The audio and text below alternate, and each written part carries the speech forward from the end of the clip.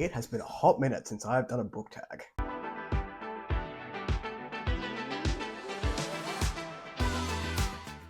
Hello everyone, welcome back to A Fictional Escapist. My name is Chris, and today's video is the 2 books, 1 stone book tag. I was tagged by Taylor over at Made Between the Pages. Thank you so much for the tag. It's been a little while since I've done one of these, but I will endeavor to help you on your journey of bringing the book tag back.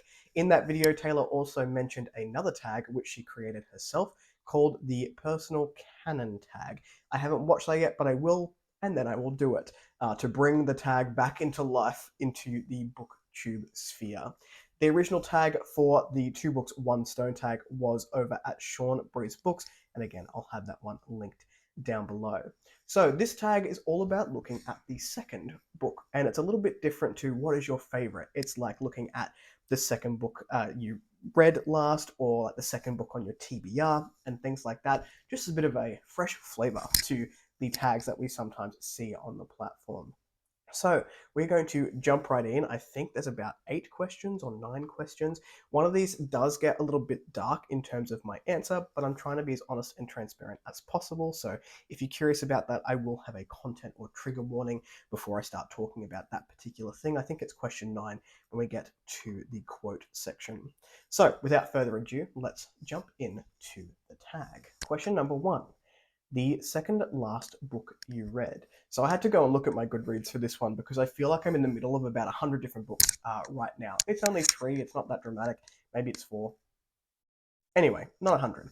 But the second last book that I completed was Help, My Dog is the Chosen One by Ronit J. Now this was a fun little book clocking in I think 260 pages where we are following Kunal, who is an anxiety-ridden member of Mumbai, and his girlfriend turns up one day with a basket. Inside this pink basket is a small dog who she needs him to look after. Him, being very doting and loving, says, yes, of course I will look after the dog, which I won't give the name away because it's a bit of a spoiler in the story. And this dog needs to save the world, and Kunal gets wrapped up in this crazy little tale of alien invasions and things like that, and this little dog having to save the world. It was a nice little look at mental health and overcoming it and trying to put others in front of yourself when you are going through some of those mental struggles, and I had a really fun time with it. So if you're looking for a short little book to put in between some of those big ones that you've got and you're looking for a bit of fun, then I would recommend it. It was a good time. The second question here is the second book from the top of your TBR. So I, like many readers on this platform, have a TBR of about 4,000. Now that one's not an exaggeration. I feel like that's lowballing it, really, to how many books that I want to read before I depart this earth. But probably the one that I will pick up second, so not the one I'll pick up first, but the one I'll pick up after that, is The Bartender Between Worlds by Herman Stuernagel. I've just backed this Kickstarter. He was kind enough to send me an e-arc to my mailbox, so I will be picking that one up at some point in the near future. It's pretty high up there. This one is all about a low-stakes fantasy where the magic is actually built into cocktail making, and the only way to experience magic in this world is to have these magical cocktails, which I think is really fun. So the author, as a bit of a side note, has written 9 books now of dystopian, either fantasy or sci-fi. I think it's all sci-fi. Don't quote me on that. Herman, if you watch this, you can let me know.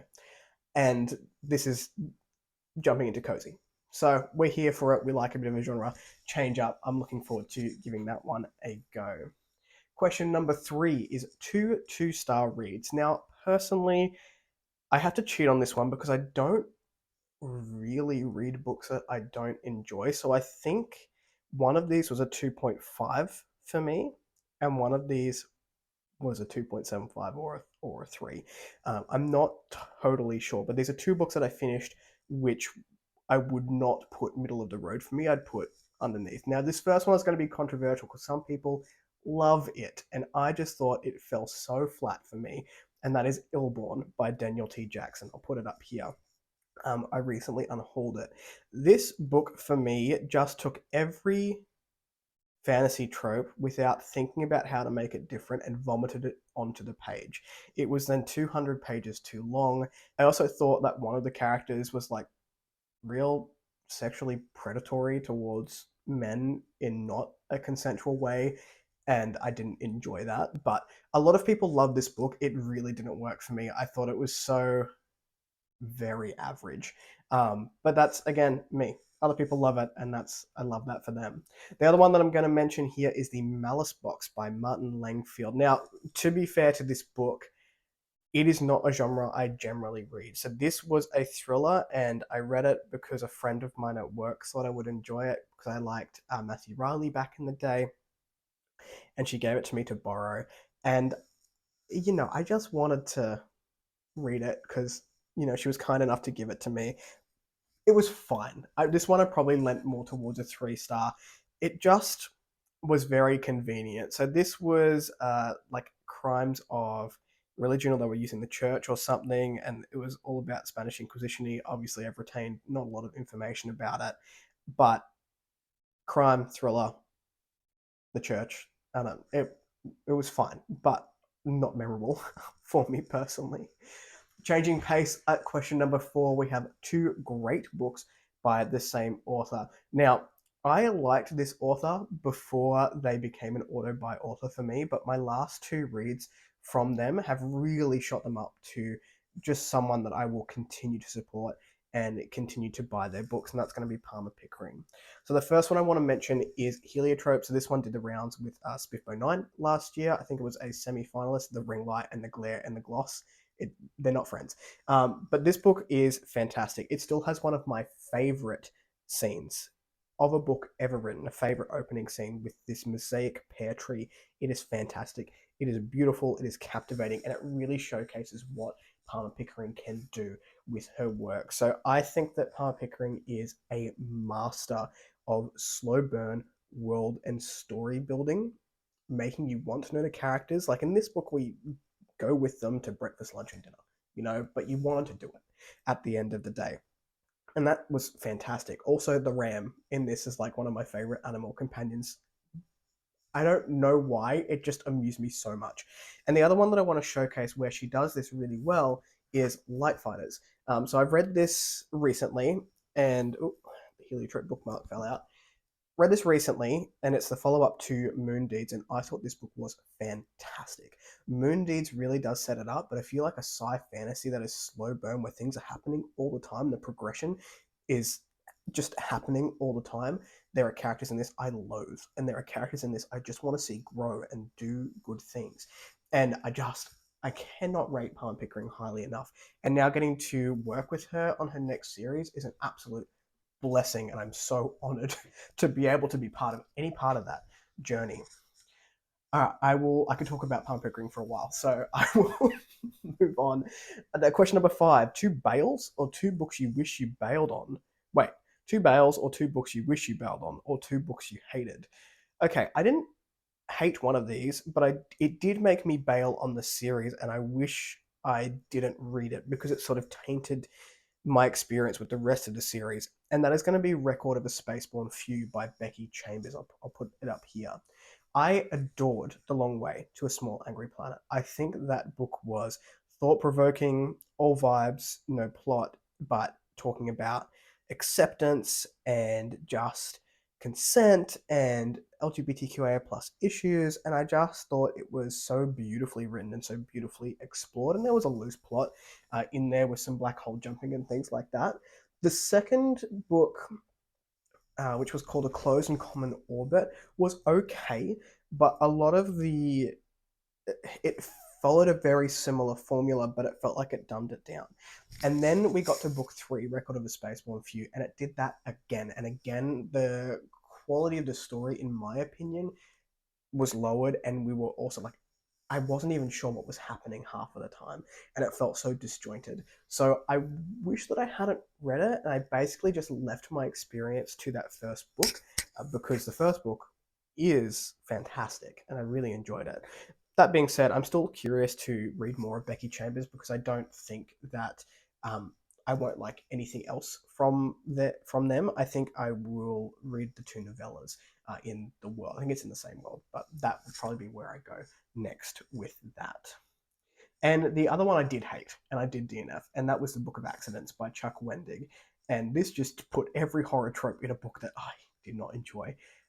Creepy kids, if done well, can be done well, but the whole like imaginary friend being creepy and possessive, didn't enjoy. Haunted house, I like horror. I don't like haunted house horror 90% of the time, unless it's done super, super well. I just didn't like it. And I got to 60% and it's one of the only books I've actually DNF'd in the last couple of years because I got to that point and I was like, I will not put my brain and my bodily reactions of through this anymore. So I put that one down. The next question number 6. 2 favorite reads so far this year. Oh, I actually have one of these. I need to get it from the shelf. Miss Goosey. Okay, thank you for waiting. So the first one of these I want to shout out is Harrow by Lucas Lex de Jong. This, I can't wait to read more from this author. This was a small town, slow burn folk horror. It is chunky. I would liken this to Stephen King's It. If you enjoyed It, you'll very likely enjoy Harrow. This is, like I said, slow burn. We're dealing with a small town. We're looking at the ins and outs following a mystery of some children's disappearances, and it just gets creepier and creepier. And I remember the last 20% of this book being a little bit batshit, and in the best possible way. But I really had a good time with this. We've got like possession, haunted woods. I love survival, and like a haunted wood setting is going to get me pretty much every time. So we've got that aspect to it. But yeah, just creepy stuff. We have like a matriarchy who are running this town. I also love a matriarchy being just insane. Loved it. Really, really enjoyed it. And the other one that I'm going to mention is one that's only just released. I got an arc for this, and it's called The Council of Athesia by D.H. Hoskins. This is a political fantasy like you have not read before. This really, to me, is about what happens behind the scenes of your favorite political fantasies. So the title is what you get. We are dealing with a council after the end of a 25-year war where the Ossomancer, or the big bad, has been defeated in this world. And what do we do after that? So all these different groups had to come together to defeat this big bad. And now we want to make sure we're promoting peace. But peace between, 40 different groups of like elves and dwarves and druids and like anything, any fantasy creature you can think of, there's going to be contention and there's going to be drama. And I ate it up. 5-star read. Loved it. And I hope more people give this one a shot. Prompt number 7, 2 new favorite booktubers.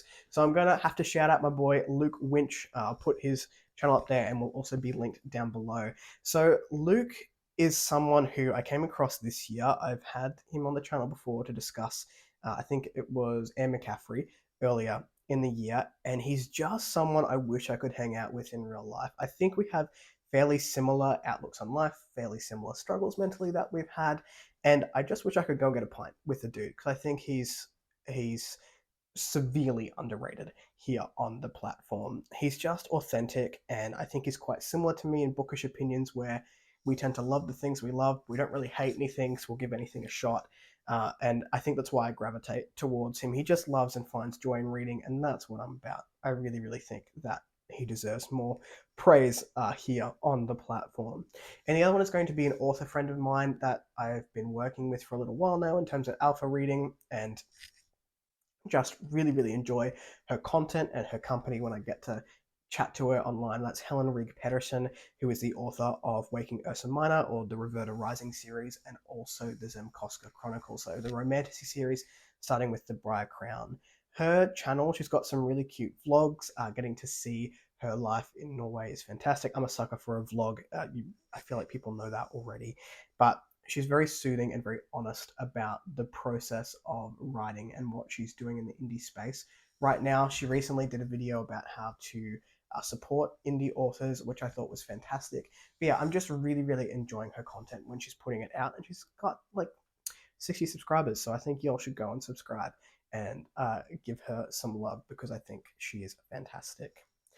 Question number 8, a book you've read twice. Now, I'm not much of a rereader. I will be changing that in the coming years, especially now that my brain is not retaining a whole lot of new information. Maybe it's time to enter the reread era. I'm not sure. But a book that I've read twice now, and I'm still thinking about it, and I want to read it again, is The Price of Power by Michael Michel. I just lent out my physical copy, so I don't have one here, but I'll put it up on the screen here. This is dark epic fantasy at its finest. This is the closest thing, like if Game of Thrones and Joe Abercrombie had a baby, this is what this book would be. And I am not a Joe Abercrombie stan. Sorry, fantasy fans. This book is better to me. Like, if people like me who are like, Joe Abercrombie's okay, I like his characters and I like his short, snappy sentences and writing style, but I need more from it, go and read Price of Power. It's so good. I just go and read it and then talk to me about it because I'm here for it. Theffy is my homeboy, and I'm very jealous that Rachel has this book before I do, the second book. I cannot wait to get my hands on it. Question number 9 is the last question before I think we tag a bunch of people, and that is 2 fabulous quotes from books you've read recently. Now, I do want to put a content warning in here talking about mental health and suicide in particular, because the first quote that I have is talking about that, and I'll go into why this quote has meant something to me. Now, I'm not someone who annotates a whole hell of a lot. I don't have a second quote for you. This is the one from recent reads that I can really think of. I will talk about a part in another book which was very thought-provoking for me, but I don't have the exact quote. So the quote that I have is from Canto 13 in Inferno, from the Divine Comedy, well, Dante's Inferno, the first book, Inferno. And this is a canto from people who have taken their own lives on Earth. So they are now in the level of hell where they need to repent for that, and they're basically turning into trees. So the quote is, "Men once we were, and now are changed to trees. Indeed, thy hands should be more pitiful, even if the souls of serpents we had been." Now, this meant a lot to me, and I won't talk about it too much here, but if you are struggling, my DMs are open. I have been down this road. I have attempted to take my own life, and this quote really stuck out at me.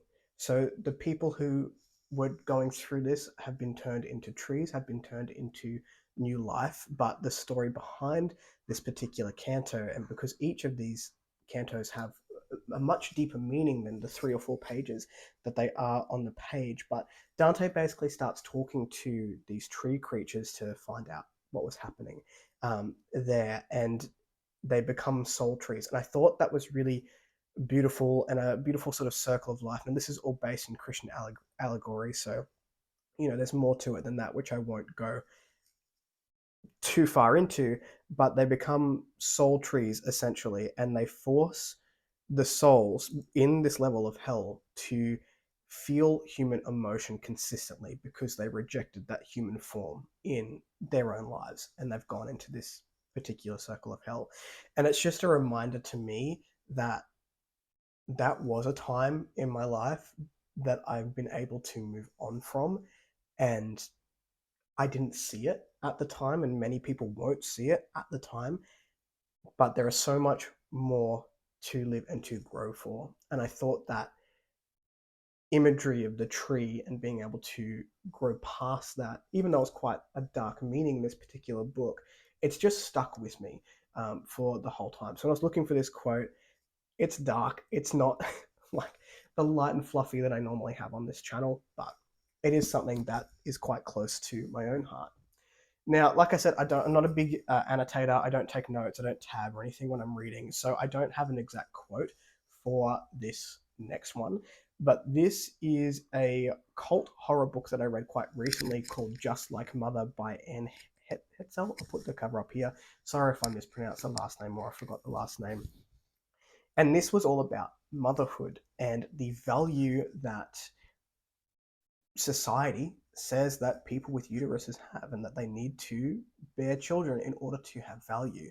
And there was this conversation in the book where there is a character who's in her mid-30s who at the time doesn't want children and is not interested in having children, and someone who is in their early 30s who's currently pregnant, and basically trying to convince this person here that their only worth is to bear child, even though she doesn't want one and is very happy with her life.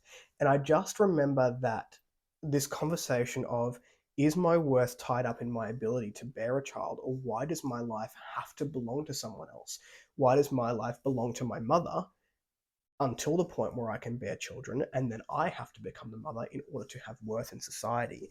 And I thought this was such an interesting and important discussion, particularly in this day and age where we're seeing a lot of women have children later in life because they want to experience their own damn lives, or people with uteruses, I should say, are not having children because they don't want to, and their worth is not tied up in having a child. And this is coming from someone who has the equipment, who doesn't want children. And my wife also has the equipment and doesn't want children. And I just thought it was so interesting to have that blatantly on the page.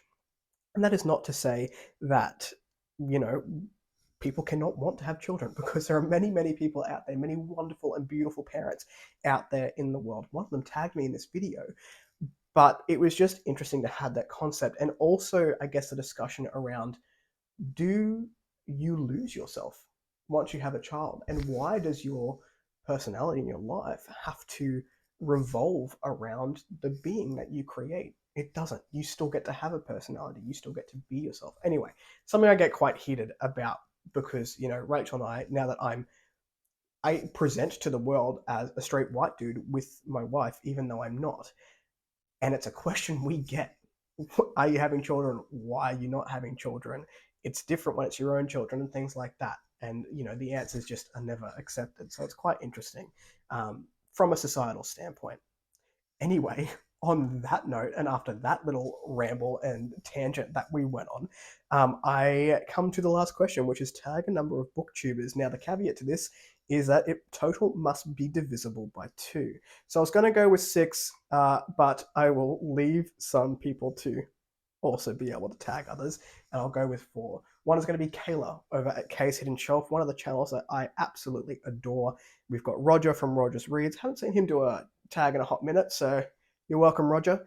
Luke, my man, Luke Winch, or Luke's Book Nook, as it is here on YouTube. Give this one a go. And also Usman over at Bards and Books. Just a great content creator. I really enjoy his videos and some of the tags that he's done as well. So I think you'll give this one a go.